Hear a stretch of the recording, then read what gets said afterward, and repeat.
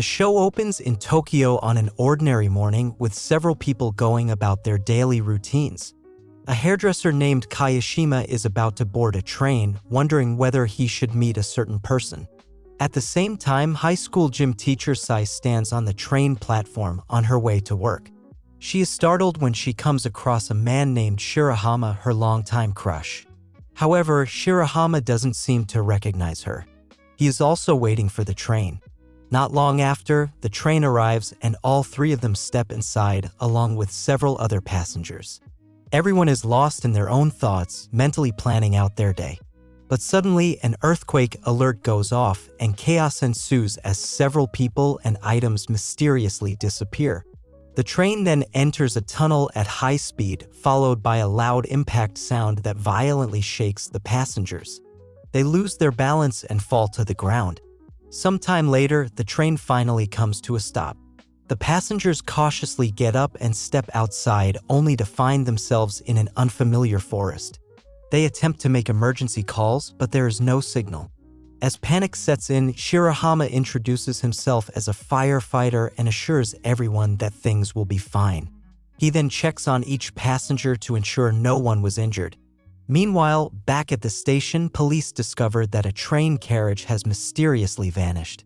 They struggle to understand how something as massive as a train could disappear without a trace. Back at the train, Shirahama decides to enter the tunnel to search for help. Sai and Kayashima offer to accompany him, and he agrees. They walk through the tunnel until they reach the other end, only to be shocked by what they see. There is no sign of civilization, just a vast desert and mountainous terrain. Shortly after, the trio returns to the train and informs the others of what they saw. The passengers grow even more terrified, suspecting they might be in another world. Shirahama gathers everyone and asks for their names to create a list. All 46 passengers comply except for Kayashima, who refuses to reveal his name.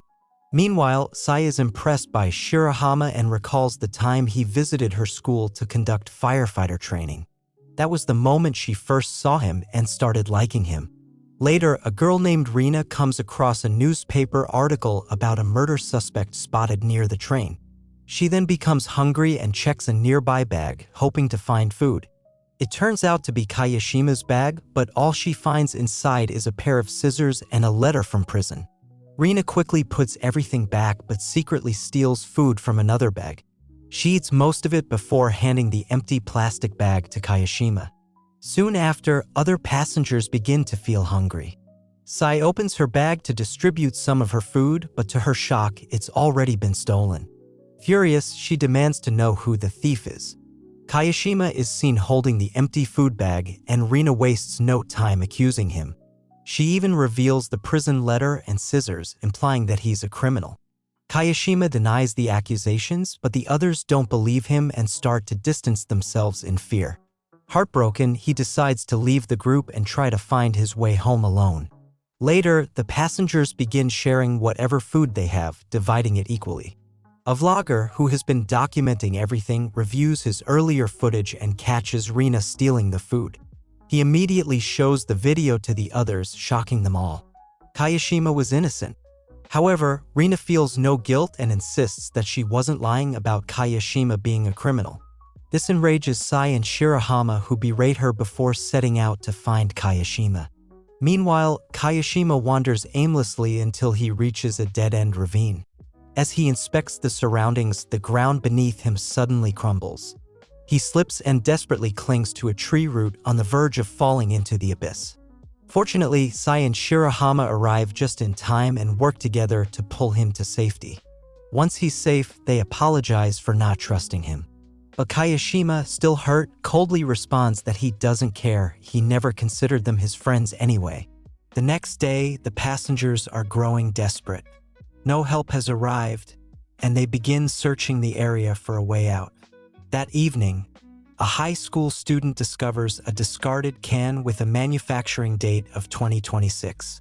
An elderly woman named Tanaka adds that she saw Tokyo Bloom Tower, a structure scheduled for completion in 2026.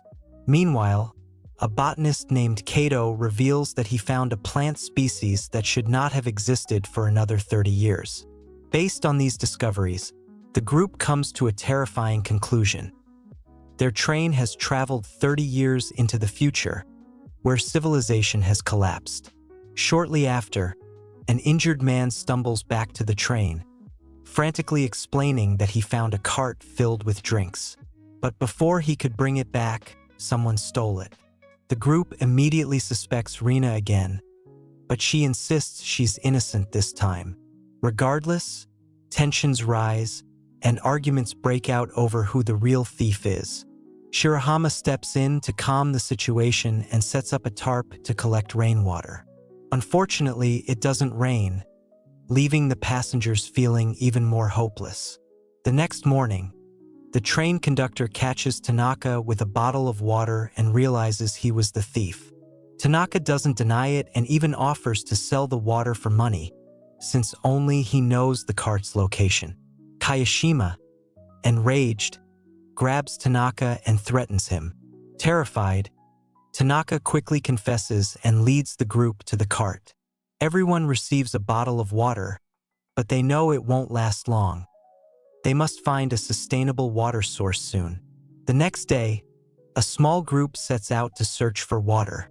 Along the way, they come across damp ground and frogs, signs that water is nearby. After hours of walking, Shirahama secures a safety rope and carefully climbs a cliff while the others wait below. At the top, he finally finds a fresh stream of water. But as he walks further, he is stunned. There, in the distance, is Mount Fuji. However, something is off. This isn't the Mount Fuji they remember. There is no sign of civilization anywhere. Upon returning to the train, Shirahama shows the passengers a picture of the mountain. This final piece of evidence confirms their fears. They really have traveled into the future. Devastated, the passengers begin recording tearful messages for their loved ones on their phones, in case they never return. Meanwhile, Sai approaches Kayashima, and the two share a heartfelt conversation. During this moment, Kayashima finally opens up about his past. He explains how he worked tirelessly to raise his younger brother, Tatsuya, after their parents abandoned them. However, as a teenager, Tatsuya got involved in criminal activity. Kayashima's story continues as he reveals that his younger brother, Tatsuya, eventually landed in juvenile jail. They haven't spoken since, and it has already been 2 years. He explains that the letter from prison was sent by Tatsuya, who was due to be released on the very day of the accident. Upon hearing this, Sai comforts him and encourages him to record a video message for his brother. However, Kayashima refuses. Soon after, Sai's phone battery dies, preventing her from making a recording herself. Kayashima calls her foolish for not conserving power, but it's clear that he is starting to develop feelings for her. Meanwhile, in the outside world, the families of the missing passengers gather at the train station, demanding answers about their whereabouts. Among them is Tatsuya. When he arrives at his brother's salon, he notices flowers left in Kayashima's memory. This infuriates him, and he angrily declares that his brother is not dead. Back in the forest, Tanaka spots a mysterious figure and takes off in pursuit. However, he soon returns and, without permission, steals Kayashima's hairdressing tools before heading back into the woods. When he finally returns empty-handed, Kayashima is furious about his stolen tools. Tanaka insists that he saw someone wearing a cap, someone who wasn't part of their group, but Kayashima doesn't believe him. Their argument is cut short when it suddenly begins to rain. The passengers rejoice, gathering as much water as they can. But Tanaka has had enough. He decides to leave the group. The next day, Kato leads a foraging team to determine which wild plants are safe to eat. While collecting berries, Sai and Rina chat casually until Sai suddenly collapses. It turns out she accidentally ate a toxic plant that resembled edible berries. Fortunately, she didn't consume much and Shirahama helps her vomit it out. As she recovers, Kayashima notices Tanaka lurking nearby, watching them. The next morning, the group begins preparing makeshift tools and weapons for survival. They craft pots from tin boxes, cutlery from bamboo, and even sharpen ATM cards to use as knives. That evening, they gather around a bonfire, eating soup prepared by the older women. However, dinner takes a dark turn when someone notices a toxic plant in one of the soups. Kato examines it and realizes that, by chance, it turned out to be an edible berry. Still, he wonders how it ended up in their food. Kayashima suspects Tanaka, thinking that he might have tried to poison them but accidentally placed harmless berries instead. Kayashima wants to confront him, but Shirahama refuses to believe the old man could be responsible. This leads to an argument, and eventually Shirahama decides to go search for Tanaka himself. Hours pass and Shirahama still hasn't returned. Worried, Sai prepares to go after him, but Kayashima warns her that it's too risky alone. He teases her, calling her a Shirahama fan, which she denies. She then shares how she first met him, though he never knew of her existence until the train accident. Meanwhile, Shirahama, lost in the forest, falls into a ditch and injures his leg. He calls for help, but no one is nearby to hear him. The next morning, Sai insists on searching for him. Kayashima decides to join her, but before they leave, Shirahama limps back to camp. He reveals that he couldn't find Tanaka, but he did recover Kayashima's stolen hairdressing tools. Overcome with emotion, Kayashima bursts into tears. The tools were a gift from Tatsuya, making their return deeply personal. Sai and Shirahama console him, promising that they will find a way home so he can reunite with his brother. Later, Shirahama speaks to the group, explaining that the soil was damp in the area he explored. If there's a river nearby, they might be able to catch fish. Excited by the idea, the group becomes determined to find the water source.